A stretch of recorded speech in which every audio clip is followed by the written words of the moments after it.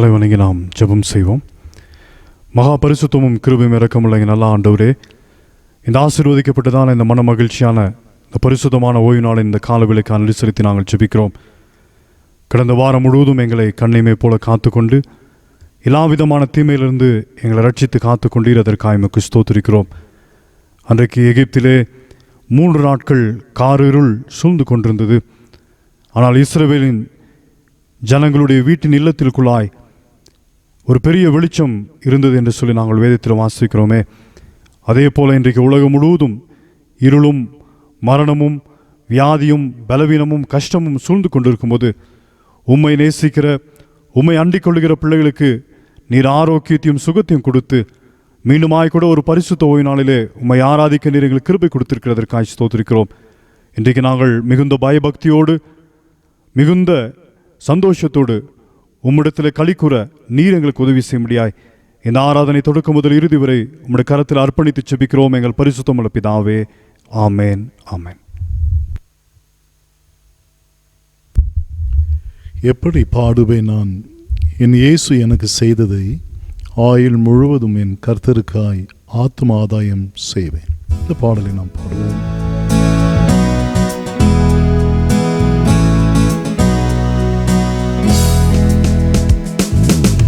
எப்படி பாடுவேனா என் இயேசு எனக்கு செய்ததை, எப்படி பாடுவேனா என் இயேசு எனக்கு செய்ததை, ஆயுள் முழுவதும் கர்த்தருக்காய் ஆத்தும ஆதாயம் செய்வேன்.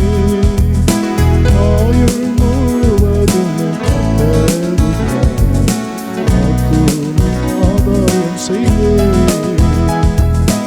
ஒரு வழி அடையும் போது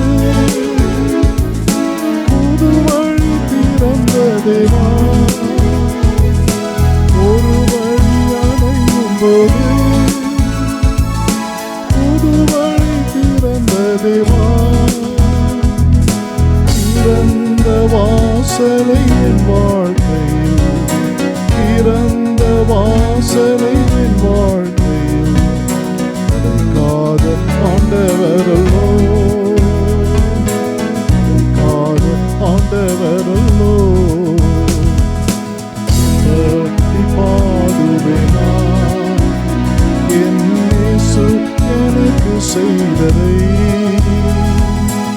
ஆயுள் முழுவதும் என் கர்த்தருக்காய் ஆத்தும ஆதாயம் செய்வேன். ஆயுள் முழுவதும் என் கர்த்தருக்காய் ஆத்தும ஆதாயம் செய்வேன். எப்பக்கம் நெருக்கப்பட்டும் ஒடுங்கி நான் போவதில்லை, எப்பக்கம் நெருக்கப்பட்டும் ஒடுங்கி நான் போவதில்லை, அப்பனின் மார்பினில் சாய்ந்தென்றுமே, அப்பனின் மார்பினில் சாய்ந்தென்றுமே எப்போதும் பாடிடுவேன்,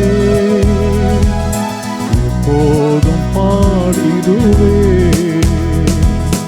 எப்படி பாடுவேனா என் இயேசு எனக்கு செய்ததை, ஆயுள் முழுவதும் என் கர்த்தருக்காய் ஆத்தும ஆதாயம் செய்வேன். ஆயுள் முழுவதும் என் கர்த்தருக்காய் ஆத்தும ஆதாயம் செய்வேன்.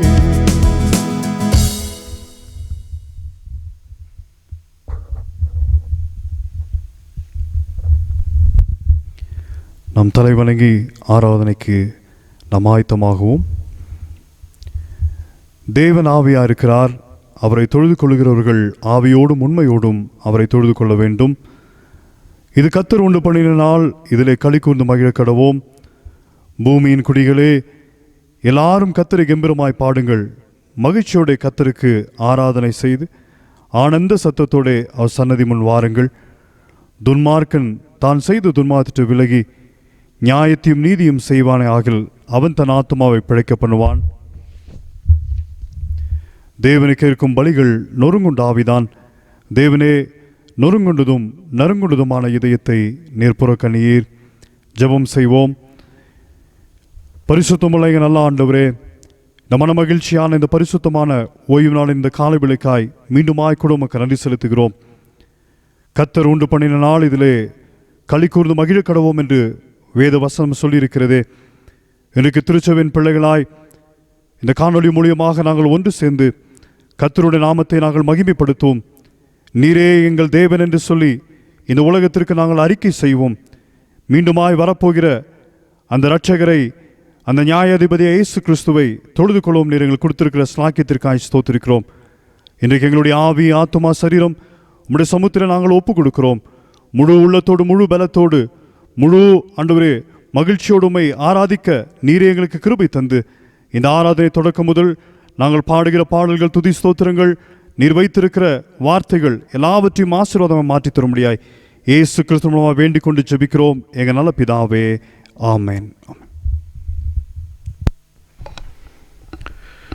தோத்திரம் தோத்திரமே, இயேசு சுவாமிக்கு தோத்திரமே, தோஷி என்னை ரட்சித்த பரிசுத்தருக்கு தோத்திரமே.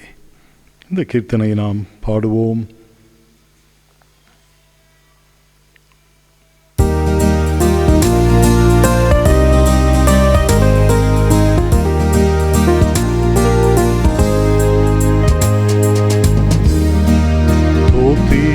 தோத்திரமே, இயேசு சுவாமிக்கு ஸ்தோத்திரமே, தோஷியனை ரட்சித்த பரிசுத்தருக்கு ஸ்தோத்திரமே, தோஷியனை ரட்சித்த பரிசுத்தருக்கு ஸ்தோத்திரமே. தோத்திரமே,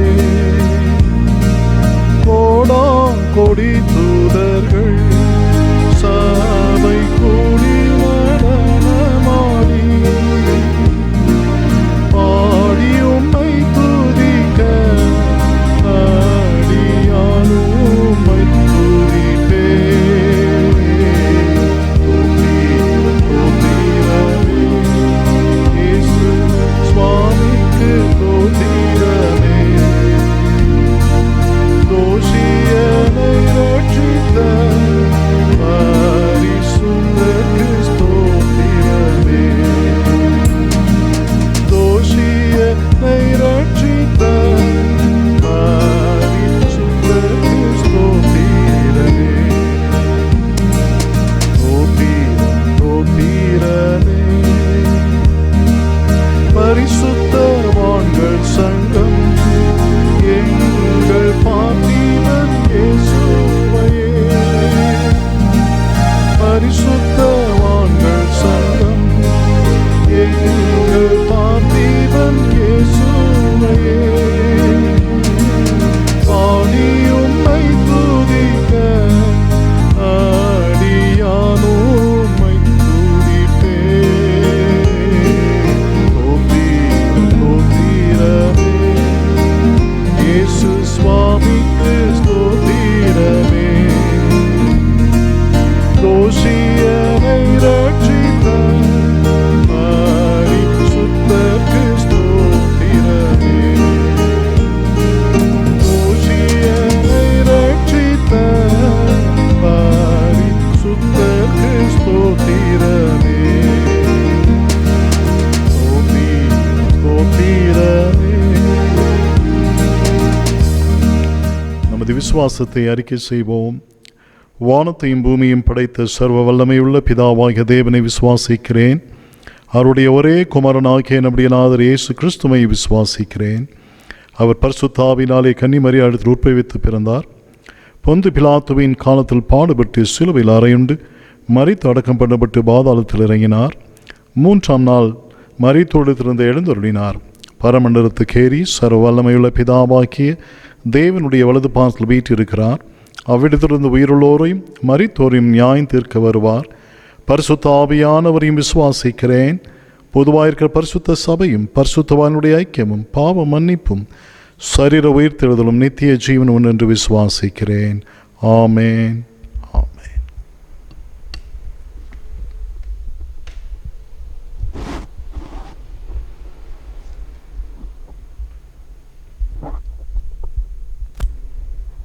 சங்கீதம் 56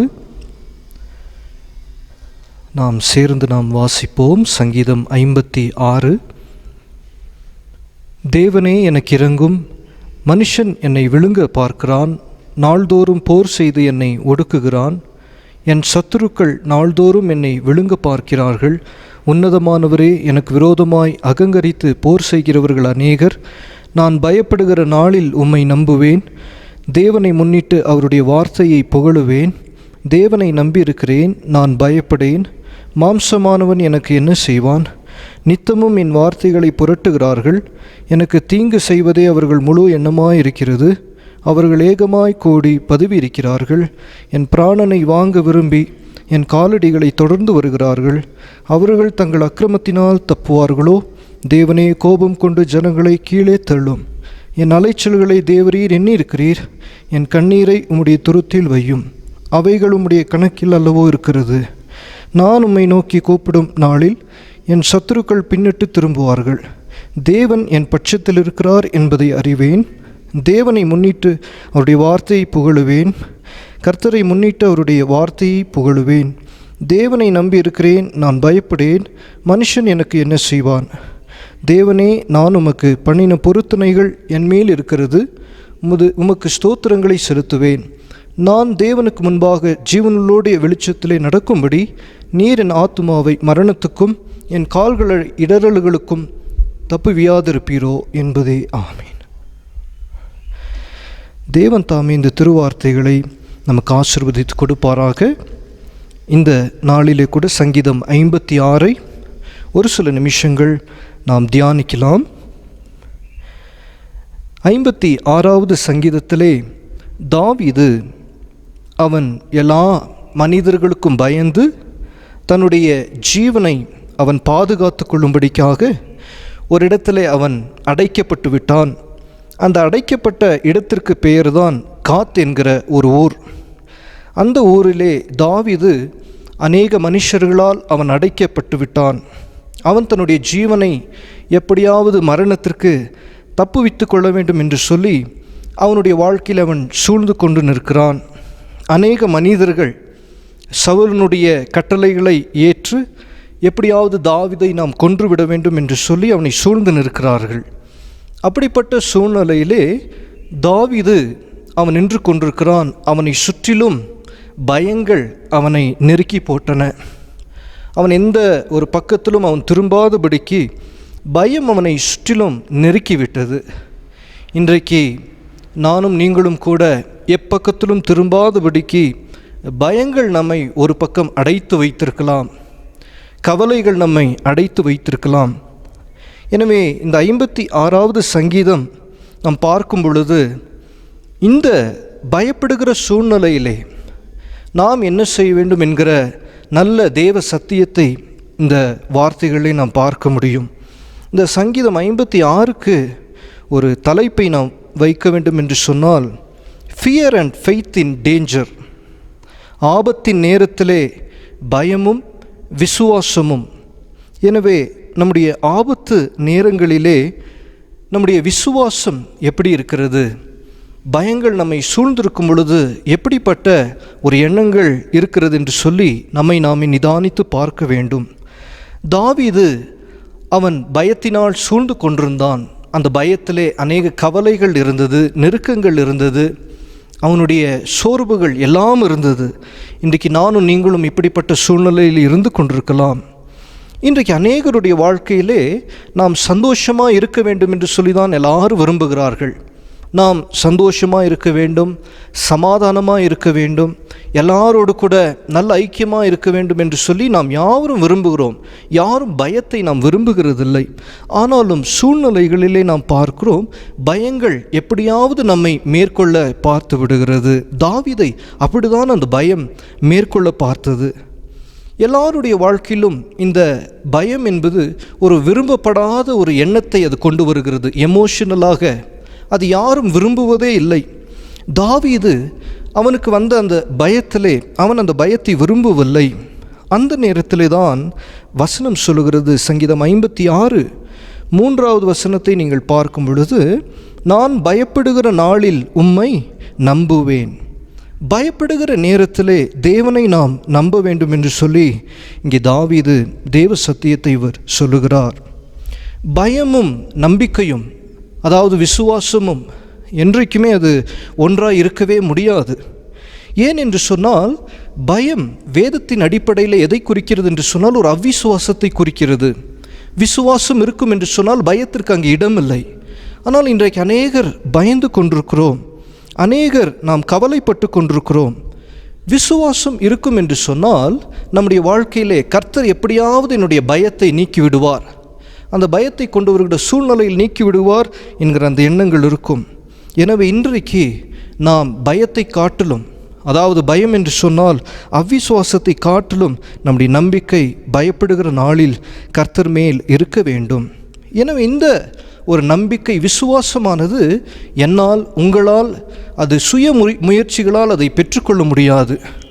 அப்போஸ்தலனாகிய பவுல் எபேசியர்களுக்கு எழுதும் பொழுது அவர் சொல்லுகிறார், இது மனுஷனால் உண்டானவைகள் அல்ல, அது தேவனால் உண்டாகிற ஈவு என்று சொல்லி விசுவாசத்தை குறித்து சொல்லுகிறார்.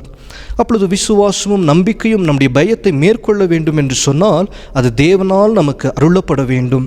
எப்படி அது அருளப்படுகிறது என்று சொன்னால், நம்முடைய வேதத்தின் அடிப்படையிலே நாம் அதை வாசிக்கும் பொழுது, ஜெபிக்கும் பொழுது, நாம் தியானிக்கும் பொழுது ஆவியானவர் தாமே அதை நமக்கு ஒரு பரிசாக, நம்முடைய நம்பிக்கை அந்த விசுவாசத்தை பரிசாக அதை தேவன் நமக்கு கொடுக்கிறார். இன்றைக்கு நம்முடைய விசுவாசம், நம்முடைய நம்பிக்கை பயத்தை மேற்கொள்கிறதா? இன்றைக்கு அநேகர் பயத்தினால் நீங்கள் இருந்து கொண்டிருக்கிறீர்கள். சங்கீதக்காரன் அந்த பயப்படுகிற நாளில் கர்த்தரை அவன் நம்பினான். எனவே தான் 56வது சங்கீதம் அடுத்த வசனம் 4வது வசனத்திலே நாம் பார்க்கிறோம், தேவனை முன்னிட்டு அவருடைய வார்த்தையை புகழுவேன், தேவனை நம்பி இருக்கிறேன், நான் பயப்படேன். இன்றைக்கு பயங்கள் உண்டுதான். பொருளாதாரத்திலும் சுகத்திலும் நம்முடைய சூழ்நிலைகளிலும் எதிர்ப்புகளிலும் பயத்தை கொண்டு வருகிறதுக்கு அநேக காரியங்கள் உண்டுதான். ஆனாலும் தேவன் மேல் நாம் நம்பிக்கையாக இருக்கும் பொழுது பயங்கள் நம்மை மேற்கொள்ளுவதில்லை. எனவே இவ்விதமான விசுவாசத்தில் குறைவுகள், நம்முடைய பயங்கள் ஏன் வருகிறது என்று சொன்னால், நாம் வெறும் ஜெபம், வெறும் வேத வாசிப்பு மாத்திரம் எண்ணிக்கொண்டிருப்போம் என்று சொன்னால் விசுவாசம் அது முதிர்ச்சி அடையாது. வேத வல்லுநர்கள் சொல்கிறார்கள், நமக்கு வருகிற சோதனைகளும் பாடுகளுமே விசுவாசத்தை முதிர்ச்சியாக்கும். இன்றைக்கு உங்கள் வாழ்க்கையில் இருக்கிற பலவிதமான சோதனைகள், பலவீனங்கள் தான் உங்களுடைய விசுவாசத்தை இது முதிர்ச்சியாக்கி நீங்கள் பயப்படுகிற நாளிலே கர்த்தர் உங்களை அவர் விசுவாசத்தோடு அதை ஜெயிக்க செய்வார். எனவே இன்றைக்கு உங்களுக்கு எவ்விதமான சூழ்நிலைகள், சோதனைகள் உங்களை சுற்றிலும் இருந்தாலும் நீங்கள் கர்த்தர் மேல் நம்பிக்கையாக இருக்கும் பொழுது நீங்கள் பயப்பட மாட்டீர்கள். நான் பயப்பட மாட்டேன். எனவே it is a stepping stone. நம்முடைய விசுவாசம் முதிர்ச்சி அடைகிறதற்கு அதுதான் ஒரு பெரிய ஒரு படியாக இருக்கிறது. இன்றைக்கு அநேகர் பயத்தினால் இருக்கிறீர்கள். தாவீதும் பயத்தில் இருந்தான். ஆனால் தாவீது சொல்கிறார், நான் பயப்படுகிற நாளில் கர்த்தரை நான் நம்புவேன், அது மாத்திரமல்ல தேவனை முன்னிட்டு நான் புகழுவேன், நான் யாருக்கும் பயப்பட மாட்டேன் என்கிற ஒரு பெரிய விசுவாசம் அவனுக்குள் உண்டானது. இன்றைக்கு நீங்களும் பயத்தை உதறி தள்ளிவிட்டு உங்களையும் என்னை உண்டாக்கின தேவனுக்கு நாம் படைத்து விசுவாசத்தோடு எந்த விதமான சூழ்நிலைகள் இருந்தாலும் நம்மை தப்புவிக்க வல்லவர் அவர் உண்டு என்று சொல்லுகிற அந்த விசுவாசத்தோடு கொஞ்ச நேரம் நாம் தேவனை துதிப்போம், அவரை நாம் ஸ்தோத்திரிப்போம்.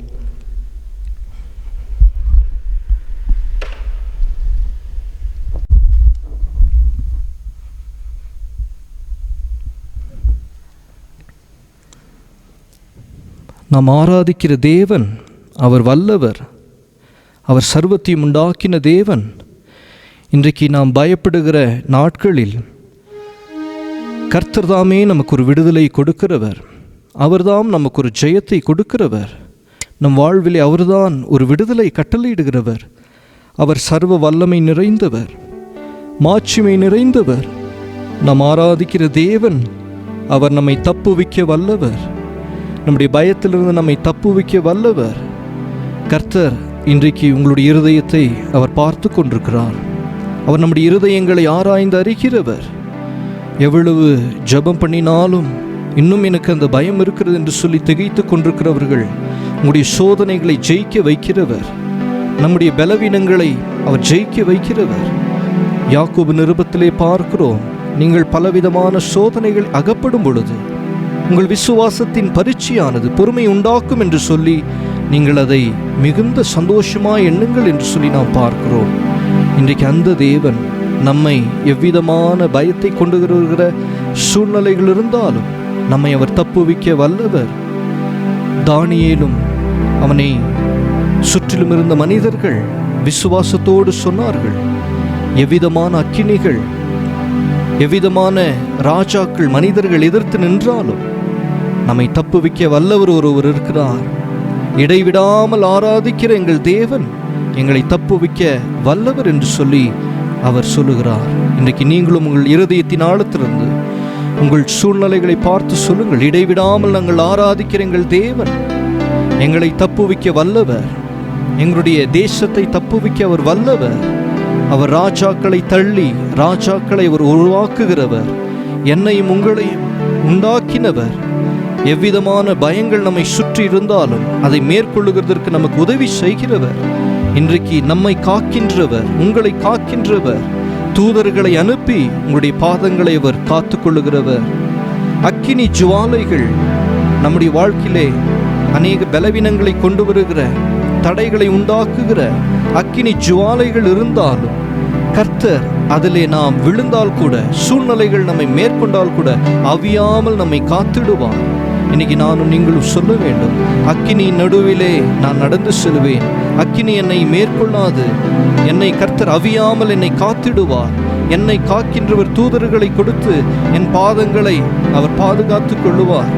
இன்றைக்கு இடைவிடாமல் ஆராதிக்கிற எங்கள் தேவன் எங்களை தப்புவிக்க அவர் வல்லவர்.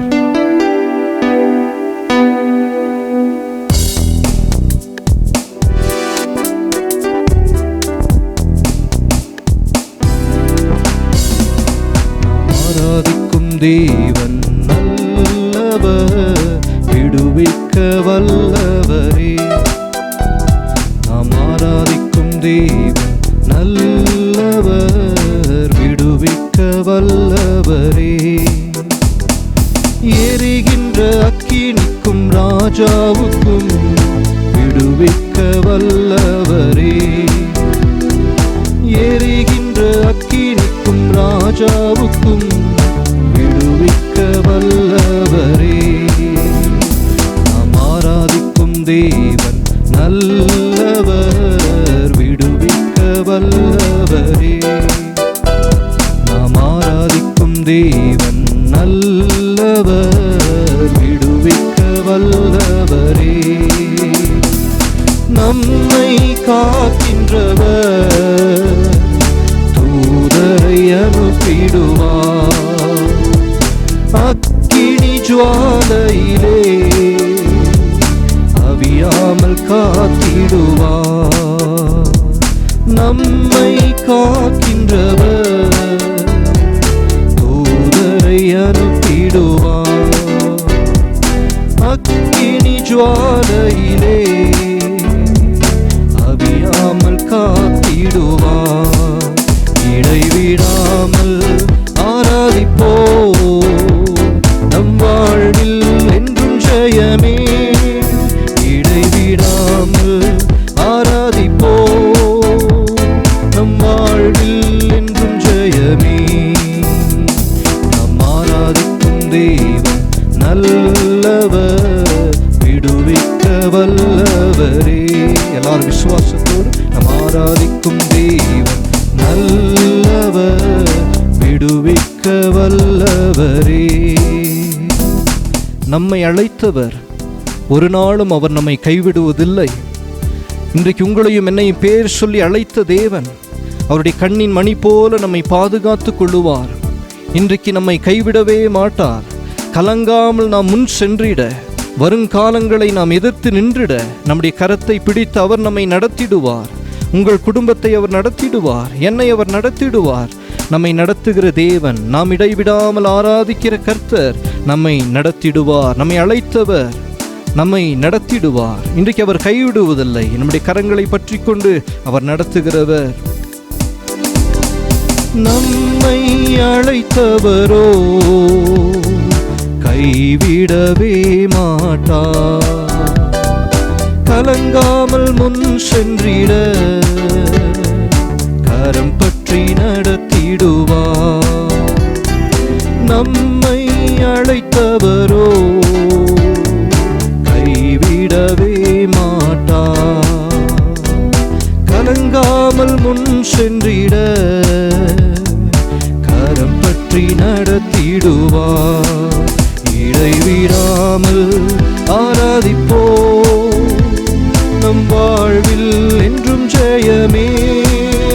இடைவிடாமல் ஆராதிப்போ, நம் வாழ்வில் என்றும் ஜெயமே. நாம் ஆராதிக்கும் தேவன் நல்லவர், விடுவிக்க வல்லவரே. யாரும் சேர்ந்து நாம் ஆராதிக்கும் தேவன் நல்லவர், விடுவிக்க வல்லவரே. எரிகின்ற அக்கினிக்கும் ராஜாவுக்கும் விடுவிக்க வல்லவரே. எரிகின்ற அக்கினிக்கும் ராஜாவுக்கும் விடுவிக்க வல்லவரே. எனவே இடைவிடாமல் ஆராதிப்போ, நம் வாழ்வில் என்றும் ஜெயமே. இடைவிடாமல் ஆராதிப்போ, நம் வாழ்வில் என்றும் ஜெயமே. இனி இடைவிடாமல் ஆராதிக்கிற நம்முடைய ஆண்டவர் நம்மை தப்புவிக்கிறதற்கு அவர் வல்லவர். உங்களை தப்புவிக்கிறதற்கு அவர் வல்லவர். இன்றைக்கு நம்முடைய பாரங்கள் எல்லாவற்றையும் சுமந்து கொண்டு நம்முடைய வாழ்க்கையில் இருக்கிற அக்கினிகள், தடைகள், எல்லா வீழ்ச்சிகள், சுகவீனங்கள், பலவீனங்கள் எல்லாவற்றிலிருந்து விடுதலையாக்க நம்முடைய ஆண்டவர் அவர் வல்லவர். நம்மை நடத்துகிறவர் அவர் சர்வத்தையும் உண்டாக்கின கர்த்தர். இனி நீங்கள் எதற்கும் கலங்க வேண்டாம். நம்முடைய வாழ்க்கையில் கரம் பற்றி நம்மை நடத்துகிற தேவன் ஒருவர் உண்டு. அவர் நம்மை நடத்தி செல்லுவார். இன்றைக்கு உங்களுக்கு ஒரு நேசர் உண்டு. உங்களை விசாரிக்கிறவர் ஒரு உண்டு. உங்களுடைய வேதனைகளை காண்கிறவர் ஒருவர் உண்டு. உங்களுடைய கண்ணீர்களை பார்க்கிற தேவன் ஒருவர் உண்டு. இன்றைக்கு உங்களுடைய பயங்கள் எல்லாவற்றையும் உதறி தள்ளிவிட்டு, இன்றைக்கு நாங்கள் பயப்படுகிற காலங்களில் உம்மை நாங்கள் நம்புவோம் கர்த்தாவே. இடைவிடாமல் ஆராதிக்கிற எங்கள் தேவன் எங்களை தப்புவிக்க அவர் வல்லவர். எங்களுக்கு ஒரு நேசர் உண்டு. அவருடைய பெயர் இயேசு. எங்களுக்கு ஒரு புகலிடம் உண்டு. அவர்தான் அந்த இயேசு ராஜா. இன்றைக்கு அதை நீங்கள் அறிக்கையிட கர்த்தர் நமக்கு ஒரு விடுதலை கொடுக்கிறார். நம்முடைய வேதனைகளை அறிந்து நமக்கு ஒரு விடுதலை கொடுத்து நம்மை நடத்துகிறவர். இன்னைக்கு நம்மை நடத்துவார். எனக்கு ஒரு நேசர் உண்டு, அவர்தான் இயேசு ராஜா. எனக்கு ஒரு புகலிடம் உண்டு, அவர்தான் இயேசு ராஜா. எனக்கு ஒரு நேசர் உண்டு, அவர்தான் இயேசு ராஜா. எனக்கு ஒரு புகலிடம் உண்டு, அவர்தான் இயேசு ராஜா. என் வேதனைகளை அவர் காண்கிறார், என் கண்ணீரையும் அவர் பார்க்கின்றார். யாவும் நாய் வேதனைகளை அவர் காண்கிறார், என் கண்ணீரையும் அவர் பார்க்கிறார். ஏற்ற நேரத்தில் உதவி செய்கிறார், ஏற்ற நேரத்தில் உதவி செய்கிறார், உதவி செய்கிறார். அவர் நல்லவர், சர்வ வல்லவர், இரக்கமுள்ளவர். அவர் நல்லவர், சர்வ வல்லவர், இரக்கமுள்ளவர். எனக்கொரு நேசருண்டு, அவர்தான் இயேசுராஜா. எனக்கொரு புகழிடம் உண்டு, அவர்தான் இயேசுராஜா. உங்களுடைய நேசர் ஏற்ற நாட்களிலே ஏற்ற நேரத்திலே உதவி செய்வார். கலங்காதிருங்கள், பயப்படாதிருங்கள். கர்த்தர் நமக்கு முன்பாக செல்லுகிறவர். நாம் பயப்படுகிற நாட்களில் நமக்கு ஜெயத்தை கொடுக்கிறவர், நமக்கு முன்பாக செல்லுகிற தேவன் அவர் உன்னதமானவர். கர்த்தர் தாமே துதித்த உள்ளத்தில் ஆழத்திலிருந்து அவரை போற்றி துதித்த ஒவ்வொருவருக்கு முன்பாக சென்று அவர்கள் பயத்தை படுகிற எல்லா சூழ்நிலைகளை கர்த்தர் மாற்றி நீங்களும் நானும் பயப்படாமல் வாழ அவர் வழி செய்வார். தேவனுக்கே சகல துதி கன மகிமைகள் ஸ்தோத்திரங்களை இயேசுவின் நாமத்தினால் ஏறெடுக்கிறோமே நல்ல பிதாவே, ஆமென். பரமண்டலுக்கு எங்கள் பிதாவே, உம்முடைய நாமம் பரிசுத்தப்படுவதாக, உம்முடைய ராஜ்யம் வருவதாக, உம்முடைய சித்தம் பரலோகத்திலே செய்யப்படுவது போல பூமியிலேயும் செய்யப்படுவதாக.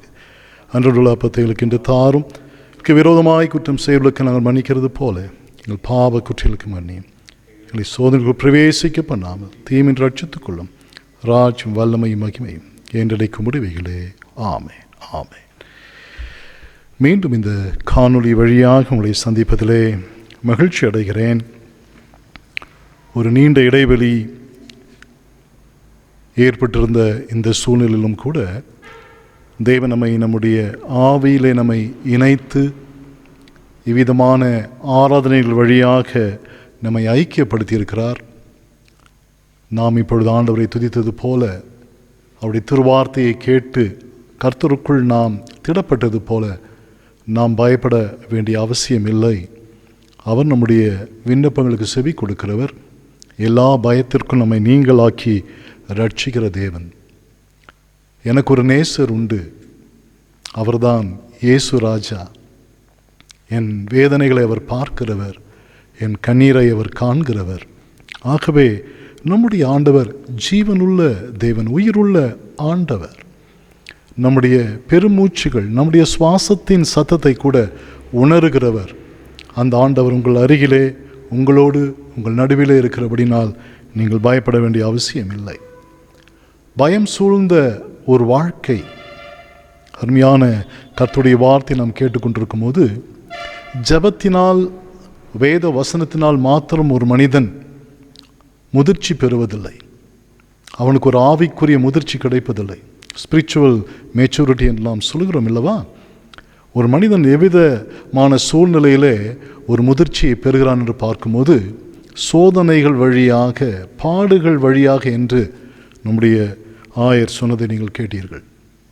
ஆகவே நம்முடைய வாழ்க்கையில் பாடுகளும், நம்முடைய வாழ்க்கையில் பலவீனங்களும், புயல் வீசுகின்ற அனுபவங்களும், நெருக்கங்களும் என்னையும் உங்களையும் ஒரு பெரிய சவால் உள்ள ஒரு வாழ்க்கையின் பாதையில் அழைத்து செல்கிறது.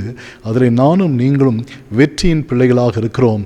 ஏனென்றால் நம்மை அழைத்தவர் நம்முடைய இரட்சகராகிய இயேசு கிறிஸ்து நமக்கு நல்ல முன்மாதிரியாக இருக்கிறார். இந்த காலகட்டங்களிலே நானும் நீங்களும் கனி கொடுக்க முடியுமோ? நம்முடைய வேர் துளிர் விடுமோ? நம்முடைய செடிகள், கிளைகள், கொடிகள் படருமா? நிச்சயம். இந்த காலையில் நான் உங்களுக்கு ஒன்றை சொல்ல விரும்புகிறேன். தூய ஆவியானவருடைய திரு சித்தத்தின்படி பிரார்த்தனையோடு இந்த பலிபீடத்தில் நாங்கள் மூவரும் அமர்ந்து அந்த ஜெபத்தோடு அதை உங்களுக்கு ஏறெடுத்து கொண்டிருக்கிறோம். நிச்சயம் ஆண்டவர் அதை செய்வார். உங்கள் கிளைகள் படரும், உங்கள் கொடிகள் படரும். நீங்கள் கனி கொடுக்கின்ற ஒரு செடியாக இருப்பீர்கள். கனித்தரும் திராட்சை செடி. கனித்தரும் திராட்சை செடி அல்லது கனித்தரும் செடி என்று சொன்னாலே அது யாரை குறிக்கிறது என்று நீங்கள் அறிந்திருப்பீர்கள். நாம் நன்கு அறிந்த ஒரு இளம் வாலிபன் யோசேப்பை குறித்து நாம் அறிந்திருக்கிறோம். நாம் விரும்பி படிக்கின்ற ஒரு அருமையான வேத பகுதி. வாலிபர்களுக்கு, சிறியவருக்கு, பெரியவர்களுக்கு, எங்களை போன்ற ஆண்டுடைய திருப்பணியில் இருக்கிற எங்களுக்கு எல்லாவற்றிற்கும் ஒரு நல்ல, ஒரு ஆழமான, ஆசீர்வாதமான, நல்ல அனுபவமுள்ள ஒரு வேத பகுதியை நாம் விரும்பி படிக்கிற ஒரு பகுதியை நினைவுபடுத்த நான் விரும்புகிறேன். இவ்விதமான காலங்கள், நெருக்கங்கள், சூழ்நிலைகள், இவைகளிலே யோசேப்பு கனி கொடுக்கின்ற ஒரு மனிதனாக இருந்தான். ஆதியாகமத்தின் புஸ்தகம் 47 அதிகாரம் 13 திருவாக்கியத்தை வாசிக்கும் போது யோசேப்பு எந்த காலகட்டங்களிலே கனி கொடுக்கின்ற செடியாக இருந்தார், எந்த காலகட்டங்களிலே மற்றவர்களுக்கு பலன் கொடுக்கின்ற, மற்றவர்களுக்கு ஆசீர்வாதமாக இருக்கின்ற ஒரு பாத்திரமாக இருந்தார். என் அன்புக்குரியவர்களே, நாம் அநேக நேரங்களில் சூழ்நிலைகளை அதிகமாக பெரிதாக பேசி அதை ஒரு பிரச்சனையாக நாம் பார்த்து நாமும் பயந்து கொண்டிருக்கிறோம், மற்றவர்களையும் பயப்பட செய்து விடுகிறோம். ஆனால் இந்த கனித்தரும் செடி யோசேப்போ அவர் பயப்படவும் இல்லை, சூழ்நிலைகளை பார்த்து பயந்து ஓடவும் இல்லை. அவர் அதன் நடுவிலே அதை எதிர்கொண்டு மற்றவர்களுக்கு பலன் கொடுக்கின்ற ஒரு செடியாகவும், ஆசீர்வதிக்கின்ற ஒரு கனி கொடுக்கின்ற ஒரு மரமாகவும், செடியாகவும், கொடியாகவும் அவர் காணப்பட்டதை நானும் நீங்களும் உணர வேண்டும். உங்கள் குடும்பங்களிலே நீங்கள் ஒரு யோசேப்பின் ஸ்தானத்திலே ஒரு தேவனுடைய பிள்ளையாய், உங்கள் திருச்சபையிலே யோசேப்பின் ஸ்தானத்திலே நீங்கள் ஒரு கனி தரும் செடியாய் இந்த சமூகத்திலே உங்களால் ஒரு வாழ்க்கையை கொடுக்க முடியுமா? உங்களுடைய வாழ்க்கையை பிரதிபலித்து காட்ட முடியுமா? நம்முடைய ஆண்டவர் என்னையும் உங்களையும் அதற்காக தான் அழைத்திருக்கிறார். அவ்விதமாக தான் என்னையும் உங்களையும் வைக்க விரும்புகிறார். ஏனென்று கேட்டால் கர்த்தர் யோசேப்பை அவ்விதமாக தான் நடத்தினார். பஞ்சம் மிகவும் கொடிதாய் இருந்தது, தேசமெங்கும் ஆகாரம் கிடையாமற் போயிற்று. எகிப்து தேசமும் கானான் தேசமும் பஞ்சத்தினாலே மெலிந்து போயிற்று. ஆதியாகமம் 47:13 சொல்கிறது, தேசம் மெலிந்து போயிட்டான். பொருளாதாரத்தில் மெலிந்து போன இந்த தேசம் அதை வலுப்படுத்துவதற்கு, பலப்படுத்துவதற்கு அவள் எடுத்துக்கொண்ட முயற்சியை நீங்கள் பாருங்கள். என்ன முயற்சி? இந்த கொடிய கொள்ளை நோய், இந்த வியாதி, இந்த வைரஸ், கொரோனா என்று சொல்லப்படும் இந்த வைரஸ் மக்களை அழிக்கக்கூடாது என்று சொல்லி தேசம் எடுத்துக்கொண்ட முயற்சி சுகாதாரம், சுத்தம், ஒரு இடைவெளி, அதற்கு ஏற்ற வண்ணமாய் அனுசரிக்க வேண்டிய ஆகார உணவு முறைகள் எல்லாவற்றையும் சொன்னார்கள். ஆனால் இப்பொழுது தேசம் பொருளாதாரத்தில் மெலிந்து போகிறது என்று சொன்ன உடனே மதுபான கடைகளெல்லாம் திறந்து விடுங்கள் என்று சொல்லி ஒரே நாளிலே 190 கோடி பணத்திற்கு மதுபானத்தை விற்று மனிதனை, மனுக்குலத்தை இன்னும் மெலிந்து போக செய்திருக்கிறார்கள். கொரோனா வியாதியை விட அது மெலிந்து போக செய்ததோ இல்லையோ, இன்றைக்கு நம்முடைய அரசியல் தலைவர்களும் நம்முடைய தேசத்தை ஆளுகிறவர்களும் எப்படி மெலிந்து போக செய்திருக்கிறார்கள்? சரீரத்திலும், ஆன்மாவிலும், ஆவியிலும், எல்லாவற்றும், பொருளாதாரத்திலும். பாருங்கள், பெண்கள் வயிற்றிலும் வாயிலும் அடித்து கொண்டு வாழ்வதற்கே நாங்கள் வழியில்லாமல் இருக்கிறோம், இன்னும் நாங்கள் மெலிந்து போகிறோம். ஒரு பக்கம் வியாதி, வாதை, கொள்ளை நோய், இன்னொரு பக்கம் வறட்சி, இன்னொரு பக்கம் பொருளாதார நெருக்கடி, கடன் சுமை, சரீர பலவீனம், பயம், துக்கம், கவலை, கண்ணீர். இந்த வியாதி வருவதற்கு முன்பதாகவே தற்கொலை செய்து கொள்கின்ற சூழ்நிலைகள். பாருங்கள், இன்றைக்கு வட இந்தியாவிலே அங்கே ரயில்வே ட்ராக்கில் படுத்து கொண்டிருந்த 15 பேர் மேலே ட்ரெயின் ஏறி இருக்கிறது. 15 பேரும் மரித்து போனதை செய்திலே சொல்ல கேள்விப்படுகிறேன். என் அன்புக்குரியவர்கள் எங்கே படுத்து கொண்டிருந்தார்கள்? ரயில்வே ட்ராக்கில் மரித்து போகிறார்கள். தேசம் மெலிந்து போனது. பொருளாதாரத்திலே,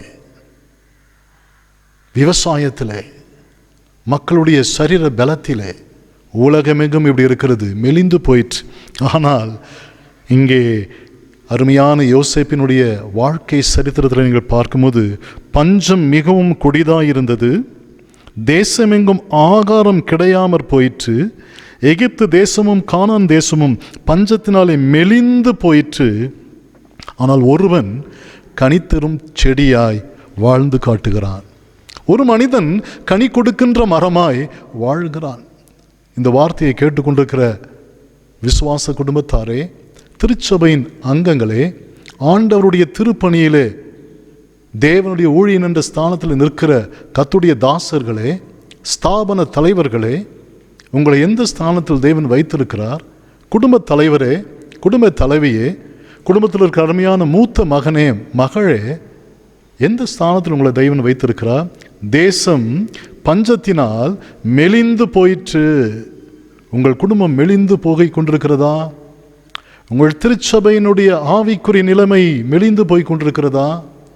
உங்களுடைய வாழ்க்கையின் எந்த சூழ்நிலை, எந்த காரியங்கள் மெலிந்து போய் கொண்டிருக்கிறது? வேதம் சொல்லுகிறது, யோசேப்போ இந்த காலகட்டத்தில் எப்படி இருந்தார்? இன்னும் நீங்கள் நிறைய காரியங்களை இங்கே பார்க்க முடியும். யோசேப்பினுடைய சரித்திர அனுபவங்கள் உங்களுக்கு நன்றாக தெரியும். நீங்கள் நன்கு மனதிலே நீங்கள் வைத்திருக்கின்ற அநேக காரியங்கள் உண்டு. அதே ஆதியாகமத்தின் புஸ்தகம் 37ஆம் அதிகாரம் 23, 24 நீங்கள் வாசிக்கும் போது, யோசேப்பு தன் சகோதரரிடத்தில் சேர்ந்தபோது யோசேப்பு உடுத்திக் கொண்டிருந்த பலவர்ண அங்கியை அவர்கள் கலற்றினார்கள். பாருங்கள், 12 சகோதரர். யாக்கோபு என்ற அந்த பிதாவுக்கு இந்த ஆபிரகாம், ஈசாக்கு, யாக்கோபு என்ற இந்த வம்சத்தின் தலைவர்கள், இந்த பிதாக்கள், இவருடைய இந்த வம்சத்தின் இந்த வேர்களிலிருந்து தோன்றின துளிர்கள் 12 கோத்திரங்கள்.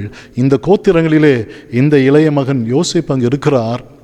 இவர் இருந்த இந்த காலகட்டங்களிலே தன்னுடைய மற்ற சகோதரர்களாலே எவ்விதமாக நடத்தப்பட்டார் என்றால் பார்த்தால், எகிப்தினுடைய தேசத்தினுடைய சூழ்நிலை மாத்திரமல்ல, இந்த சூழ்நிலையை அவர் பார்ப்பதற்கு முன்பதாகவே அவர் வாழ்க்கையிலே அவர் பார்த்த அனுபவித்த ஒரு முதல் அனுபவம் என்னவென்று கேட்டால், இவருடைய மிகவும் விருப்பமான செல்லமாய் கொடுக்கப்பட்ட இந்த பிள்ளைக்கு கொடுக்கப்பட்ட பலவர்ண அங்கியை சகோதரர்கள் கலற்றினார்கள், அவனை நிர்வாணப்படுத்தினார்கள், அவமானப்படுத்தினார்கள், நிந்தித்தார்கள்.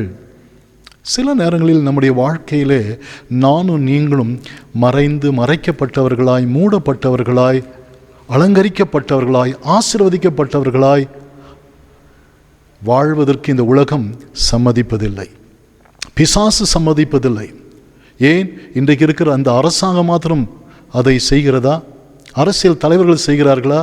இருக்கிற எல்லா கஷ்டத்தின் நடுவிலும் இன்னும் மெலிந்து போங்கள், இன்னும் நாசமாக போங்கள், ஒன்றுமில்லாமல் போங்கள் என்று சொல்லி மதுபான கடைகளை திறந்து அதன் மூலமாக அரசாங்கத்தை நடத்த விரும்புகிற, நிதிநிலையை வளர்க்க விரும்புகிற இந்த சூழ்நிலையை பார்க்கணும். நீ மெலிந்தால் என்ன, நீ செத்தால் என்ன, மடிந்தால் என்ன, ஒன்றுமில்லாமல் போனால் என்ன, நாங்கள் வாழ விரும்புகிறோம் என்ற ஒரு நிலைமை. இந்த சகோதரர்கள் ஒன்றை செய்தார்கள், நாங்கள் வாழ விரும்புகிறோம், ஆனால் நீயோ பலவர்ணமான ஒரு அழகுள்ள வஸ்திரத்தை தரித்திருப்பதை நாங்கள் பார்க்கக்கூடாது, நீ அலங்காரமாக இருக்கக்கூடாது, நீ ஆசீர்வாதமாக இருக்கக்கூடாது. இது பிசாசினுடைய திட்டம். இந்த காலையிலே இந்த வார்த்தையை கேட்டுக்கிற என் அன்பான விசுவாச குடும்பத்தாரே, திருச்சபை மக்களே, நீங்கள் அலங்காரமாய், பல வர்ணமாய், ஆசீர்வதிக்கப்பட்டவர்களாய், அந்த வானவில்லை போல அந்த நல்ல ஒரு கதிர்வீச்சை, அழகை நீங்கள் கொடுக்க, பிரதிபலிக்க வேண்டியவர்களாக இருக்க வேண்டிய உங்கள் குடும்பத்தை அவ்விதமாக இருக்கக்கூடாது என்று விரும்புகிற வல்லமைகள் இருக்கலாம், பிசாசின் தந்திரங்கள் இருக்கலாம், மந்திரன் தந்திரங்கள் இருக்கலாம், திட்டங்கள் இருக்கலாம், ரகசியமான அகித்தோப்பலின் ஆலோசனைகள் இருக்கலாம், சன்பலா தொபியாவுடைய ஆலோசனைகள் இருக்கலாம். பயப்பட வேண்டாம். கர்த்தர் உங்களை கனித்தரும் செடியாக மாற்ற அவர் காத்திருக்கிறார். இந்த காலங்களில் மெலிந்து கிடக்கிற தேசம், மெலிந்து கிடக்கிற சமூகம், மெலிந்து கிடக்கிற வாழ்க்கை, மெலிந்து கிடக்கிற பொருளாதாரம், சரீர நிலைமை, கர்த்தர் உங்களையோ கனித்தருகிறவர்களாக மாற்ற விரும்புகிறார். இன்னும் கீழே நீங்கள் பார்க்கும்போது அடுத்த வசனம் சொல்கிறது 24, அவனை எடுத்து அந்த குழியிலே போட்டார்கள். அது தண்ணீர் இல்லாத வெறும் குழியாக இருந்தது. தண்ணீர் இல்லாத குழியிலே அவனை போட்டார்கள். வஸ்திரத்தை கழற்றினார்கள், குழியிலே போட்டார்கள். தண்ணீர் இல்லாத குழி. நன்றாய் கவனியுங்கள். நீங்கள் தள்ளப்பட்டவர்களா குழியிலே? கர்த்தர் உங்களை கனித்தரும் செடியாய் தூக்கி எடுக்க விரும்புகிறார். உங்களை மீண்டும் பண்படுத்தப்பட்ட ஒரு நிலத்திலே உங்களை நட விரும்புகிறார். நீங்கள் நடும்போது கீழே வேர்பற்றி மேலே கனி கொடுப்பீர்கள். உங்களுடைய கொடி படரும். குழியிலிருந்து தூக்கி எடுக்க தேவன் விரும்புகிறார். பாவம் என்னும் குழியிலிருந்து இயேசு கிறிஸ்து என்னையும் உங்களையும் தூக்கி எடுத்து கண்மலையின் மேலே நிற்கச் செய்து நம்முடைய அடிகளை உறுதிப்படுத்தி நம்முடைய நாவினாலே அவரை துதிக்கும் பாட்டை நம்முடைய வாவிலே கொடுத்திருக்கிறார். என் அருமையான பாக்கியம். கிறிஸ்தவ தேவனுடைய திருச்சபை மக்களே, இந்த வார்த்தையை கேட்டுக்கொண்டிருக்கிறவர்களே, இந்த பரிசுத்த பலிபீடத்தை நான் சொல்லுகிறேன், இந்த பலிபீடம் கூட குழியிலே இருக்க வேண்டும், இந்த ஆலயம் குழியிலே இருக்க வேண்டும், இந்த சிலுவை உயர்த்தப்படக்கூடாது என்று சொல்லி நினைத்த எல்லா நிலைமைகளையும் கர்த்தர் மாற்றி இதை கனித்தரும் செடியாய் மாற்றினதற்கு ஒரே காரணம், கர்த்தர் நம்மோடு இருக்கிறார். அவர் அதை செய்தார். அவனை எடுத்து அந்த குழியிலே போட்டார்கள். அது தண்ணீர் இல்லாத அது வெறும் குழியாக இருந்தது. மூன்றாவது நீங்கள் பார்க்கும்போது 28ஆம் வசனம் சொல்கிறது, அவர்கள் யோசேப்பை அந்த குழியிலிருந்து தூக்கி எடுத்து அவனை இஸ்மவேலர் கையில் 20 வெள்ளிக்காசுக்கு விற்று போட்டார்கள். அவர்கள் யோசேப்பை எகிப்திற்கு கொண்டு போனார்கள். மூன்றாவது, அவனை விற்றார்கள் 20 வெள்ளிக்காசுக்கு. வஸ்திரத்தை கலற்றினார்கள், குழியிலே போட்டார்கள், அவனை 20 காசுக்கு விற்றார்கள். விற்று அந்த பணத்தை வாயிலே போட்டு கொண்டார்கள். என் அன்புக்குரியவர்களே, உங்கள் வாழ்க்கையில் எந்த நிலைகள் நடந்து கொண்டிருக்கிறது? இது ஏதோ நான் ஒரு கதையை எடுத்து அப்படியே சொல்லிவிடவில்லை. இது என்னுடைய வாழ்க்கையின் பிரதிபலிப்பு என்று கூட நீங்கள் நினைத்து கொள்ளலாம். நானும் ஆண்டுடைய திருப்பணியிலே, இந்த சமூக வாழ்க்கையிலே, இந்த உலகத்தின் அனுபவங்களிலே இவையில் எல்லாவற்றையும் கடந்து போன காலங்களை நான் நினைவுபடுத்தி பார்க்கிறேன் இந்த பலிபீடத்திலிருந்து. ஆகவே கர்த்தர் இந்த ஜீவனுள்ள வார்த்தையை உங்களோடு பேசுவது ஒரு தீர்க்கமான வார்த்தையை சொல்லுகிறார். உங்களுடைய வாழ்க்கையில் நீங்கள் வெறுமையாக்கப்பட்டீர்களா? உங்களுக்கு தேவன் கொடுத்த நல்ல காரியங்களிலே ஏதோ ஒன்றை இழந்து போனீர்களா?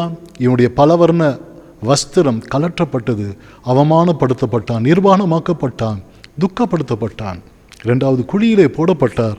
மூன்றாவது, விற்கப்பட்டார். அவரை வைத்து யாரோ ஒருவர் அந்த பணத்தை எடுத்துக்கொண்டார்கள், வாயிலே போட்டு கொண்டார்கள். யாரும் அல்ல, அவருடைய சகோதரர்கள் என்று பார்க்கிறோம். பல அனுபவங்களை அவர் கடந்து போகிறார். இது வாழ்க்கையின் அனுபவம், இது என்னுடைய அனுபவம், உங்களுடைய அனுபவம். ஏதோ ஒன்றில் இப்படி இருக்கலாம், ஏதோ ஒன்று அதற்கு ஒப்பிட்டு காணப்படலாம். இன்னும் சொல்ல போனால், இப்போது எகிப்திற்கு போன அவருடைய வாழ்க்கையிலே, அங்கு கொண்டு போகப்பட்ட அவருடைய வாழ்க்கையில் இன்னொன்றை பார்க்கிறார். மெலிந்து போன எகிப்து, கொடூரமான பஞ்சம் நிறைந்த எகிப்து, ஆகாரம் கிடைக்காத எகிப்து. அது மாத்திரமல்ல, அங்கே ஒரு பெரிய ஒரு பஞ்சத்தை நாம் பார்க்கிறோம். அந்த இடத்திலே தவறாக குற்றம் சாட்டப்பட்ட யோசேப்பு சிறையில் இருக்கும்போது அந்த இடத்திலும் கூட ஆண்டவர் யோசேப்போடு இருந்தபடியினாலே அங்கே தன்னோடு கூட இருந்த அந்த பானபாத்திரக்காரர்கள், ராஜாவுக்கு சேவை செய்கிற, அவருக்கு ஆகாரத்தை சமைத்து கொடுக்கிற, பல ரசங்களை பிழிந்து கொடுக்கிற 2 உத்தியோகஸ்தர்கள், 2 அரண்மனை வேலைக்காரர்கள் அங்கே குற்றம் சாட்டப்பட்டவர்களாய் உள்ளே இருக்கிறார்கள். அவர்களுடைய வாழ்க்கையிலே இந்த யோசேப்பு ஆசீர்வாதமாக இருந்து அவர்கள் கண்ட சொப்பனங்களுக்கு அர்த்தத்தை சொல்லுகிறார். அதிலே பானபாத்திரக்காரனுக்கு சொன்ன அந்த சொப்பனத்தின்படி நடந்தது, மற்ற நபருக்கும் சொன்னபடி நடந்தது. அதில் ஒன்றை சொல்லுகிறார். அந்த 23ஆம் 14ஆம் 23ஆம் ஆகிய 2 வசனங்களிலே, நீ வாழ்வடைந்திருக்கும் போது என்னை நினைத்து என் மேல் தயவு வைத்து என் காரியத்தை பார்வோனுக்கு அறிவித்து இந்த இடத்திலிருந்து என்னை விடுதலையாக்க வேண்டும், என்னை நினைப்பாயா? என் மேல் தயவு வைப்பாயா? என்னை பற்றி சற்று பார்வோனுக்கு சொல்வாயா? வேதம் சொல்கிறது, ஆனாலும் பானபாத்திரக்காரரின் தலைவன் யோசேப்பை நினையாமல் அவனை மறந்துவிட்டான். யோசேப்பை நினையாமல் அவனை மறந்துவிட்டான். என் அன்புக்குரியவர்களே, நீங்கள் மறக்கப்பட்டவர்களா?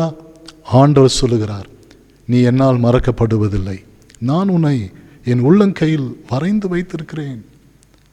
இந்த பஞ்ச காலத்திலே, இந்த நெருக்கமான காலத்திலே, இந்த தேசமே முடங்கி கிடக்கிற நாட்களிலே, மெலிந்து கிடக்கிற நாட்களிலே, நம்முடைய ஆகாரம், நம்முடைய பிள்ளைகள், நம்முடைய வஸ்திரம், நம்முடைய குடும்பம், நம்முடைய காரியங்கள், வேலை எல்லாவற்றையும் குறித்து பயந்து கொண்டிருக்கிற காலங்களிலே யோசேப்பை அவன் மறந்து விட்டான், நினைக்கவில்லை என்று பார்க்கிறோம்.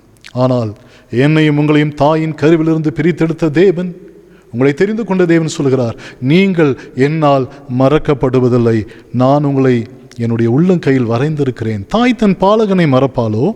அவள் மறந்தாலும் நான் உன்னை மறப்பதில்லை. ஆகவே மறக்கப்பட்ட யோசேப்பு, வஸ்திரத்தை இழந்த யோசேப்பு, குழியில் போடப்பட்ட யோசேப்பு, 20 வெள்ளிக்காசுக்கு விற்கப்பட்ட யோசேப்பு, மெலிந்து போன எகிப்தில் பஞ்சம் நிறைந்த நேரத்தில் கொண்டு போகப்பட்ட யோசேப்பு, குற்றம் சாட்டப்பட்டவராய் சிறையில் இருந்த யோசேப்பு, அவன் தன்னுடைய நண்பர்களால், யார் இவற்றில் நன்மை பெற்றார்களோ அவர்களால் மறக்கப்பட்ட யோசேப்பு. ஆனாலும் தேவன் அவரை எவ்விதமாக நடத்துகிறார்? 41ஆம் அதிகாரம் 53, 54 நீங்கள் வாசிக்கும் போது, எகிப்து தேசத்தில் வந்த பரிபூர்ணமுள்ள 7 வருஷங்களும் முடிந்த பின்பு யோசேப்பு சொல்லியபடி 7 வருஷ பஞ்சம் தொடங்கினது. சகல தேசங்களிலும் பஞ்சம் உண்டாயிற்று. ஆனாலும் எகிப்து தேசம் எங்கும் ஆகாரம் இருந்தது. என் அன்புக்குரியவர்களே, இத்தனை விதமான அனுபவங்களோடு வந்திருக்கிற யோசேப்பினுடைய வாழ்க்கையில் அவர் ஒன்றை ஆயத்தப்படுத்தி கொண்டிருக்கிறார், ஒன்றை அறிந்திருக்கிறார், ஒன்றை ஆசீர்வாதமாக மாற்றியிருக்கிறார். வேதம் சொல்லுகிறது, உலகமே, தேசமே, எகிப்தே, அனைத்து காரியங்களும் மெலிந்து பஞ்சத்தோடு இருக்கும்போது எகிப்திலே மாத்திரம் ஆகாரம் இருந்தது. அதற்கு காரணம் என்ன? ஒரு மனிதன். அந்த மனிதன் யார்? யோசேப்பு. அவருடைய வாழ்க்கையின் அனுபவம் என்ன? குழி. வாழ்க்கையின் அனுபவம் என்ன? வெட்கம், நிந்தனை, நிர்வாணம். வாழ்க்கையின் அனுபவம் என்ன? மறக்கப்பட்ட மனிதன், விற்கப்பட்ட மனிதன். ஆனாலும் ஜீவனுள்ள தேவனை நம்பின மனிதனாய் அவன் அந்த குழியிலிருந்து எடுக்கப்பட்டவனாய் போகிறான்.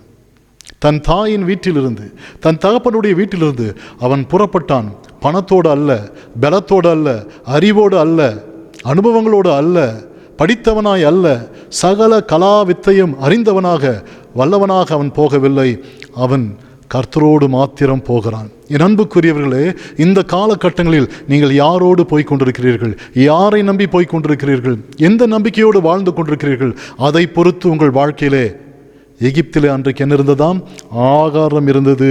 உங்கள் வாழ்க்கையில் சமாதானம் இருக்கும், உங்கள் வாழ்க்கையில் நிறைவு இருக்கும், சந்தோஷம் இருக்கும், தேவ பலன் இருக்கும், தேவ பிரசனம் இருக்கும், தேவனுடைய ஆசீர்வாதம் இருக்கும், தேவனுடைய வழிநடத்துதல் இருக்கும்.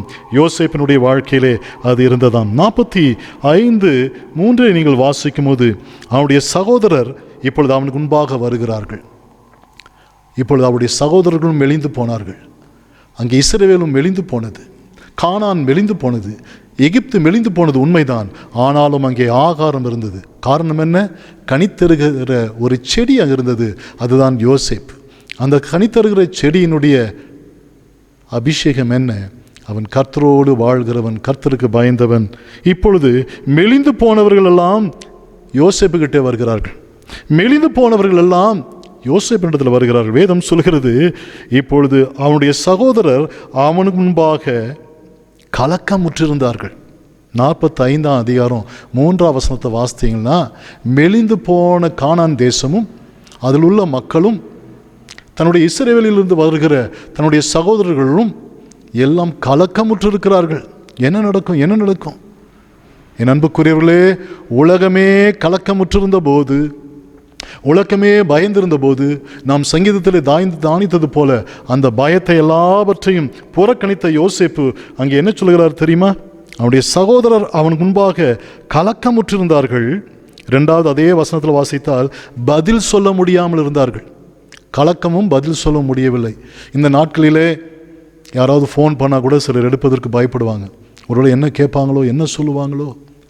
அநேகர் நிர்வாகம் செய்கிற எல்லாரும் மறைந்து கொள்கிறார்கள். ஃபோன் எடுப்பதில்லை, பதில் சொல்வதில்லை, உதவிகளை செய்வதற்கு தயங்குகிறார்கள், ஒதுங்கிக் கொள்கிறார்கள். இல்லை என்று சொல்லிவிடுங்கள் என்று சொல்கிறார்கள். கலக்கம், பயம், பதில் சொல்ல முடியவில்லை. பாருங்கள், சகோதரர்கள் வந்திருக்கிறார்கள், மெலிந்து போனவளாய் வந்திருக்கிறார்கள், உணவற்றவளாய் வந்திருக்கிறார்கள், பதில் சொல்ல முடியாமல் வந்திருக்கிறார்கள். பதில் சொல்வதற்கு யோசேப்பு ஆயத்தமாக இருக்கிறார். ஜீவனுள்ள தேவனை ஆராதிக்கிற கர்த்தருடைய பிள்ளைகளாகிய நானும் நீங்களும், நம்முடைய திருச்சபைகளும், கர்த்தருடைய ஊழியத்தை செய்கிற உத்தம இருதயத்தோடு அவரை சேவிக்கிற ஊழியக்காரர்களும் நிச்சயம் இந்த உலகத்திற்கு பதில் சொல்ல முடியும். என்ன பதில் சொன்னார்கள் அங்கே பாருங்கள். அப்பொழுது யோசேப்பு என்ன பதில் சொன்னார்? என் கிட்ட வாருங்கள் என்றான். 45:4, என் கிட்ட வாருங்கள், கம் க்ளோசர், என் கிட்ட வாருங்கள். என் ஆண்டவரும் சொல்லுகிறார், என் சமீபத்தில் வந்து நான் சொல்வதை கேளுங்கள், நான் உங்களுக்கு போதித்து நீங்கள் நடக்க வேண்டிய வழியில் உங்களை நடத்துகிற உன் தேவனாகிய கர்த்தர் நானே. என் கிட்ட வாருங்கள், என் சமீபத்தில் வாருங்கள், என் கிட்ட வாருங்கள். ஏசாயா 48:14 முதல் 22 வரைக்கும் நீங்கள் வாசித்தால், ஆண்டவருடைய அருகில் யார் போனார்களோ அவர்களை பஞ்சகாலத்தில் அவர் போஷித்திருக்கார். கண்மலையை பிளந்து நான் உனக்கு தண்ணீரை கொடுப்பேன், உன் சமாதான நதியைப் போலவும் உன்னுடைய நீதி சமுத்திரத்தின் அலையைப் போலவும் எழும்பி வரும். உன் கர்ப்ப பிறப்பையும் அதனுடைய அணுக்களையும் உன்னுடைய சந்ததியை நான் காப்பாற்றுவேன். நான் உன்னை நடத்துவேன். நான் உன்னை நடத்துகிற உன் தேவனாகிய கர்த்தர் என் கிட்டே வா. யார் தேவனுடைய அருகில் இருக்கிறார்களோ அவளை அவர் நடத்துவார். யோசேப்பு தேவனோடு இருந்தார், கர்த்தரோடு இருந்தார், கர்த்தருக்கு பயந்து இருந்தார், கர்த்தருடைய பிள்ளையாய் பரிசுத்தத்தோடு தீட்டுக்கு விலகி காணப்பட்டார், உத்தம இருதயத்தோடு ஆண்டவரை சேவித்தார், அவருக்கு தேவன் கொடுத்த வெளிப்பாடுகளை தன் சகோதரோடு பகிர்ந்தார், நிந்திக்கப்பட்டார், எல்லாம் இருந்தது. ஆனால் கர்த்தரோடு இருந்தபடினாலே இப்பொழுது அவர் சொல்ல, என்கிட்டே வாருங்கள். இப்பொழுது அவர்கள் கிட்டே போனார்களாம். அப்பொழுது அவன் சொல்கிறார், உங்கள் சகோதரனாகிய யோசேப்பு நான் தான். தைரியமாக சொல்கிறார், நான் தான் யோசேப்பு. இந்த காலங்களிலே பயந்து கொண்டிருக்கிறீர்களா? நீங்கள் சொல்ல முடியும், ஆண்டவருடைய பிள்ளைகள் என்று சொன்னார். கணவரே, அருமையான தாயே, தகப்பனே, அருமையான தேவனுடைய ஊழியக்காரரே, ஸ்தாபனத்தின் தலைவர்களே, ஒரு திருச்சபையின் தலைவரே, நீ சொல்ல முடியும், நான் யோசேப்பு, நான் கனி கொடுக்கிற திராட்சை செடி, நான் கனி கொடுக்கிற செடி, என்கிட்டே வா, என்னுடைய நிலையிலே வா, என் பழங்களை, இதில் இருக்கிற கனிகளை பறித்து புசித்து சாப்பிடு என்று சொல்ல முடியும். யோசேப்பு தைரியமாக சொல்கிறார், நான் உங்கள் சகோதரனாகிய யோசேப்பு, என் கிட்டே வாருங்கள். அப்பொழுது மெலிந்து போன சகோதரர்கள், பதில் சொல்ல முடியாத சகோதரர்கள், கலக்கமுற்ற சகோதரர்கள் கிட்டே போனார்கள். அவர்களுக்கு ஆகாரம் கிடைத்தது, ஆசீர்வாதம் கிடைத்தது. கிறிஸ்துவின் சமீபத்தில் வந்து விட்டீர்களா? வாருங்கள் என் அருகிலே. வருத்தப்பட்டு பாரம் சுமக்கிறவர்களே, நீங்கள் எல்லாரும் இடத்துல வாருங்கள் என்று இயேசு சுவாமி நம்மை அழைத்திருக்கிறார். என்ன சொல்கிறார்? 45:5 என்னை இவ்விடத்திலே வரும்படி விற்று போட்டதினால் நீங்கள் சஞ்சலப்பட வேண்டாம், அது உங்களுக்கு விசனமாக இருக்க வேண்டாம். ஜீவ ரட்சனை செய்யும்படிக்கு தேவன் என்னை உங்களுக்கு முன்னே அனுப்பினார். ஜீவ ரட்சனை செய்யும்படி தேவன் என்னை உங்களுக்கு முன்பாக அனுப்பியிருக்கிறார். என் அருமையான நீங்கள் சஞ்சலப்பட வேண்டாம், நீங்கள் பயப்பட வேண்டாம், கவலைப்பட வேண்டாம். கர்த்தர் என்னை முன்கூட்டி உங்களை ஆசீர்வதிக்க அனுப்பியிருக்கிறார். என்ன அருமையான காரியம்! என் அன்புக்குரியவர்களை நீங்கள் சொல்ல முடியுமா? உங்களை இன்றைக்கு என்னையும் உங்களையும் சொல்லும்படியாக தேவன் அழைத்திருக்கிறார். Do not be distressed, because it was to save lives that God sent me ahead of you. என்னை முன்னாக அனுப்பியிருக்கிறார். எதுக்கு தெரியுமா? உங்களை ஆசீர்வதிக்க, உங்களுக்கு ஜீவரட்சனை செய்ய. ஏன் இத்தனை ஆசீர்வாதங்களை ஒரு மனிதன் பெற்றிருந்தார்? வேதம் சொல்லுகிறது, 39 அந்த அதிகாரத்தில் நீங்கள் வாசிக்கும் போது, கர்த்தர் யோசேப்போடு இருந்தார். 2ஆம் வசனத்தை வாசித்து பாருங்கள், 39:2. கர்த்தர் யோசேப்போடு இருந்தார், அவர் காரிய சித்தியுள்ளவனானான். 3ஆம் வசனம், கர்த்தர் அவனோடு இருக்கிறார் என்றும் அவன் செய்கிற யாவையும் கர்த்தர் வாய்க்க பண்ணுகிறார் என்றும் அவன் எஜமான் கண்டு. இன்னும் கீழே வாசிக்கும் போது, கர்த்தர் யோசேப்பின் நிமித்தமும் அந்த எகிப்தின் வீட்டிலும் வெளியிலும் அவனுக்கு உண்டானவைகள் எல்லாவற்றிலும் கர்த்தருடைய ஆசீர்வாதம் இருந்தது. என் அன்பான தேவனுடைய பிள்ளைகளே, கர்த்தர் யோசேப்போடு இருந்தார். ஆகவே கனி கொடுக்கிற செடியாய் இது மாறினது. கலக்கமுற்றவர்களுக்கும், மெலிந்து போனவர்களுக்கும், பதில் சொல்ல முடியாதவர்களுக்கும், பயந்தவர்களுக்கும் பதில் சொல்லுகிற ஒரு திடனை கொடுத்தார். என்கிட்டே வாருங்கள், நான் யோசேப்பு, என்னோடு கர்த்தர் இருக்கிறார், என் காரியங்களை அவர் வாய்க்க செய்கிறார், காரிய சித்தியை நான் பார்க்கிறேன், கர்த்தர் காரியங்களை வாய்க்க பண்ணுகிறார். அது மாத்திரமல்ல, இந்த ஆசீர்வாதம் அந்த எகிப்தியன் வீட்டுக்கு வந்ததாம், எல்லாவற்றின் மேலும் வந்ததாம். பாருங்கள், தேவன் ஒரு மனிதனோடு இருக்கும்போது பரலோகத்தின் ஆசீர்வாதம் அங்கே வருகிறது. இப்பொழுது தகப்பனுடைய ஆசீர்வாதம், யாக்கோபினுடைய ஆசீர்வாதத்தை நீங்கள் பாருங்கள். அவரும் இப்பொழுது மகனை ஆசீர்வதிக்கிறார். யோசேப்பு கனித்தரும் செடி. 49ஆம் அதிகாரம் 22ஆம் வசனத்திலே யோசேப்பை குறித்து அவருடைய தகப்பன் சொல்லுகிறார். வயதான தகப்பன் மரிப்பதற்கு முன்பதாக தன்னுடைய 12 பிள்ளைகளையும் கூப்பிட்டு ஆசீர்வதிக்கும் போது இவருக்கு கொடுத்த ஆசீர்வாதம் கனித்தரும் செடி. 2 முறை சொல்லுகிறார், கனித்தரும் செடி, கனித்தரும் செடி. என்ன சொல்லுகிறார் பாருங்கள், 23ஆம் வசனத்திலே, 49:29. இந்த கனித்தரும் செடியை அவர்கள் மனமடிவாக்கினார்கள், அவனை மனமடிவாக்கினார்கள், அவன் மேல் அம்புகளை எய்தார்கள், அவனை பகைத்தார்கள். ஆனாலும் 24ஆம் வசனம் சொல்கிறது, அவனுடைய வில் உறுதியாய் நின்றது, அவனுடைய புயங்கள் அங்கே யாக்கோபின் அங்கே அது அந்த அவனுடைய கரங்கள் பலத்தது, அவனுடைய கரங்கள் பலத்தது. அது மாத்திரமல்ல, அவன் மேய்ப்பனும் கண்மலையும் ஆனான்.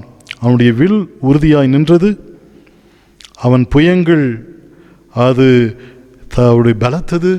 அவருடைய பலன் தேவன் கொடுத்தார், சரீர பலனை கொடுத்தார். அவன் மேய்ப்பனும் கண்மலையும் ஆனான். இப்பொழுது இன்னொரு ஆசீர்வாதத்தையும் தகப்பன் சொல்லுகிறார், அவர் உனக்கு துணையாக இருப்பார்.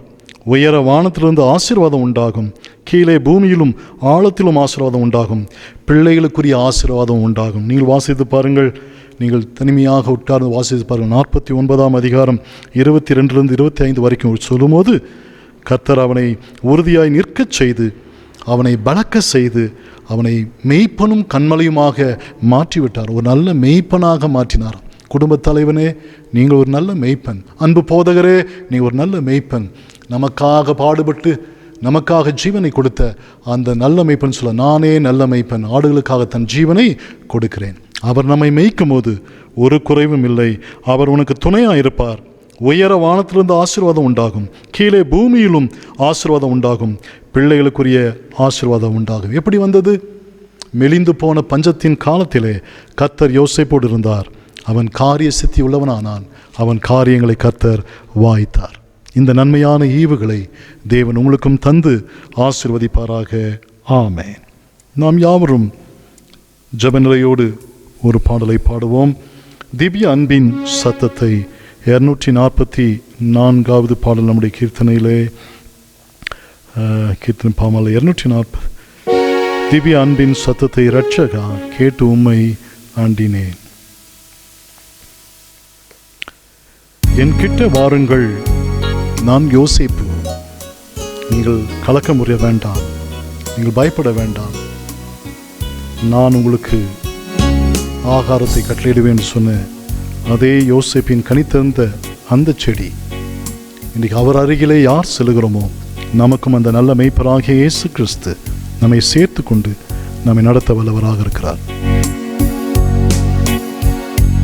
திவ்ய அன்பின் சத்தத்தை இரட்சகா கேட்டு உம்மை ஆண்டினேன். இன்னும் கேட்டி சேர என் ஆண்டவா அவள் கொண்டீதோ வந்தேன். இன்னும் கேட்ட சேர்த்து கொள்ளுமே பாடுபட்ட நாயகா. இன்னும் கேட்ட சேர்த்து கொள்ளுமே ஜீவன் தந்த இரட்சகா. என்னை இந்த நேரத்தில் சொந்தமாக்கி கொள்ளுமே. உம்மை வாஞ்சையோ எந்தன் உள்ளத்தில் நாடி தேட செய்யுமே. இன்னும் கேட்ட சேர்த்து கொள்ளுமே பாடுபட்ட நாயகா. இன்னும் கேட்ட சேர்த்து கொள்ளுமே ஜீவன் தந்த இரட்சகா. ஆமென். இரக்கமுள்ள எங்கள் நல்ல ஆண்டவரே, ஜோதிகளின் பிதாவே, என் கிட்ட வாருங்கள், என் கிட்ட வாருங்கள். நீங்கள் என் சமீபத்தில் வந்து நான் சொல்வதை கேளுங்கள். அப்பொழுது உங்களுடைய கர்ப்ப பிறப்புகளை, உங்களுடைய அப்பத்தை, உங்களுடைய தண்ணீரை நான் அருளுவேன். கண்மலையை பிளந்து நான் அதை தந்துள்ளுவேன். உங்கள் சமாதானம் நதியைப் போல எழும்பும், உங்களுடைய நீதி சமுத்திரத்து அலையைப் போல புறப்பட்டு வரும். எங்கள் அன்பின் ஆண்டவரே, யோசேப்பின் வாழ்க்கை குழியிலே போடப்பட்டவராய், தான் விரும்பின வஸ்திரத்தை இழந்து போனவராய், தன் வாழ்க்கை யாரோ ஒருவர் விற்று அதிலே உண்டான நன்மையை மற்றவர்கள் புசித்தவர்களாய், தவறு இழைக்காத நேரத்தில் சிறைச்சாலையிலே மற்றவர்களாய் மறக்கப்பட்டவராய் காணப்பட்ட அவரோடு என் கர்த்தர் இருந்தது போல எகிப்து கானான் மெலிந்து போனது. இந்த இந்திய தேசம் எப்படி மெலிந்து போகிறது என்று நாங்கள் பார்க்கிறோம். ஆவியிலும் ஆன்மாவிலும் சரீரத்திலும் பொருளாதாரத்திலும் எல்லாவற்றும் மெலிந்து என் ஜனங்கள் மாண்டு கொண்டிருக்கிறார்கள். பதில் சொல்ல ஒருவரும் இல்லை. அரசியல் தலைவர்கள் இல்லை. உங்களை கிறிஸ்தவ திருச்சபை, கிறிஸ்தவ ஸ்தாபனங்கள், கிறிஸ்தவ குடும்பம், கிறிஸ்தவர்களாகிய நாங்கள் என் கிட்டே வாருங்கள், ஏன் கலக்கமுற்று இருக்கிறீர்கள்? ஏன் பதில் சொல்ல முடியாமல் இருக்கிறீர்கள்? உலகத்தில் இருப்பவனை விட எங்களோடு இருக்கிறவர் பெரியவர் என்று சொல்லுகின்ற கனித்தரும் செடியாய் யோசேப்பின் அபிஷேகத்தை எங்கள் மேலே ஊற்றும்படி கெஞ்சி பிரார்த்தனை செய்கிறோம். ஒவ்வொரு குடும்ப தலைவனையும், ஒவ்வொரு குடும்ப தலைவையையும், ஒவ்வொரு திருச்சபையின் தலைவர்களையும், அன்பு போதர்களையும், ஊழியர்களையும் இவ்விதமான நன்மையால் நிரப்பியருளும். நாங்கள் பதில் சொல்ல எங்களுக்கு திராணியை தாரும், பலனை தாரும். நாங்கள் ஓடி ஒளிந்து கொள்கிறவர்கள் அல்ல, நாங்கள் தைரியமாய் நிற்கிறவர்கள். கானானின் பஞ்சத்தில் அங்கே ஆகாரம் இருந்தது என்று சொல்லுவதற்கு யோசேப்புக்கு நீர் ஒரு பெரிய தைரியத்தை கொடுத்தீரே. என்னோடு கர்த்தர் இருக்கிறார், என் காரியங்களை அவர் வாய்க்க செய்கிறார். என்னோடு ஆண்டவர் இருப்பதை எகிப்தின் ராஜாவும் அவர் அறிந்து கொண்டார். யோசேப்பை நிமித்தம் அந்த பார்வோனுடைய வீடு ஆசிர்வதிக்கப்பட்டது போல, அந்த எகிப்தினுடைய சாபங்கள் மாற்றப்பட்டு ஆசிர்வதிக்கப்பட்டது போல, மெலிந்து போன கானான், மெலிந்து போன எகிப்து ஆகாரத்தோடு வாழ்ந்தது போல எங்கள் நிமித்தம் நீர் ஒன்றை செய்ய மாட்டீரோ? இந்த சாபங்களை மாற்ற மாட்டீரோ? என்னுடைய திருச்சபை என்ன பதில் சொல்லுகிறது? திருச்சபையின் தலைவர்களாகிய ஒவ்வொருவரும் நாங்கள் என்ன பதில் சொல்லுகிறோம்? உம்முடைய ஊழியக்காரர்கள் என்ன பதில் சொல்லுகிற நிலைமையில் இருக்கிறோம்? என்னையும் எங்களையும் எடுத்து ஆட்கொள்ளும், என்னை கிட்ட கிட்ட சேர்த்து கொள்ளுமே. பாடுபட்ட நாயகா, இதோ உம்முடைய கிட்ட வருகிறோம், எங்களை முற்றும் அர்ப்பணித்து வருகிறோம், எங்களை ஏற்றுக்கொள்ளும். ஒவ்வொரு குடும்பங்களையும் ஆசீர்வதியும். மெலிந்து போன அந்த குடும்பங்கள், பஞ்சத்தின் கொடிய காலங்கள் மாற்றி அவருடைய அப்ப தண்ணீரை ஆசீர்வத்தை, சரீர சுகத்தை கொடுத்து, தீர்க்காசை தந்து எல்லா பயங்களுக்கும் நீங்களாக்கி வழி நடத்தும். நீர் அப்படி செய்ததற்காக உமக்கு நன்றி. ஆண்டவர் இயேசு கிறிஸ்துவின் திவ்ய நாமத்தில் ஆசீர்வதித்து ஜெபிக்கிறேன் எங்கள் நல்ல பிதாவே. ஆமென், ஆமென்.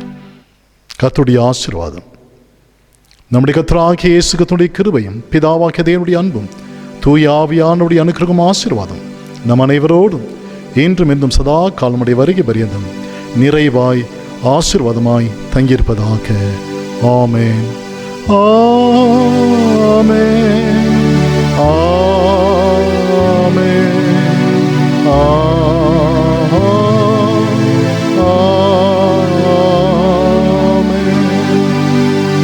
என் ஆத்துமாவே கர்த்தரை ஸ்தோத்திரி, என் முழுவதும் பரிசுத்த நாமத்தை ஸ்தோத்திரி. என் ஆத்துமாவே கர்த்தரை ஸ்தோத்திரி, கர்த்தர் செய்த சகல உபகாரங்களை மறவாதே. ஆமென், ஆமென், ஆமென். கர்த்தர் உங்களை ஆசீர்வதிப்பாராக. ஆமென், ஆமென்.